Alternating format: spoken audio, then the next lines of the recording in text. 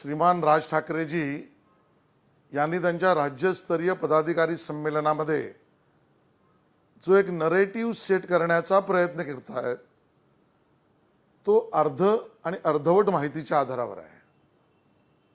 तडजोड आणि तडजोडीचं राजकारण, बदल आणि राजकीय बदलाच्या भूमिका याबद्दलचं नरेटिव्ह सेट करताना राज ठाकरेजी आपण जे सांगू पाहताय त्याचं उत्तर सरळ एकच आहे।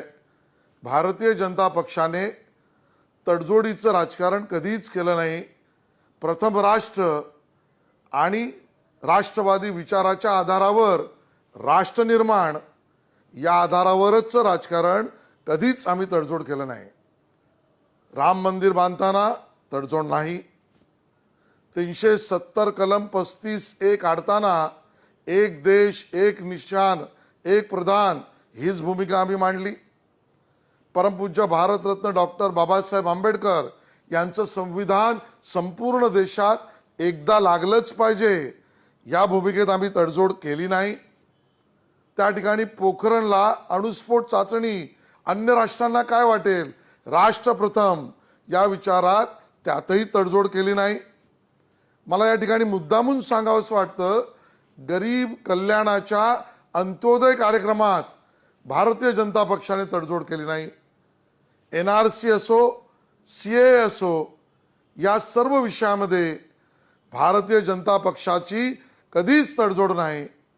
आणि तडजोडी विना राजकारण करताना, राष्ट्रहित प्रथम करताना त्या राजकीय प्रवासात स्थळ काळ वेळ आवश्यकतेनुसार जे घडले त्यातनं आपण जे नेगेटिव्ह पसरू पाहतात हे जनतेला अमान्य आहे।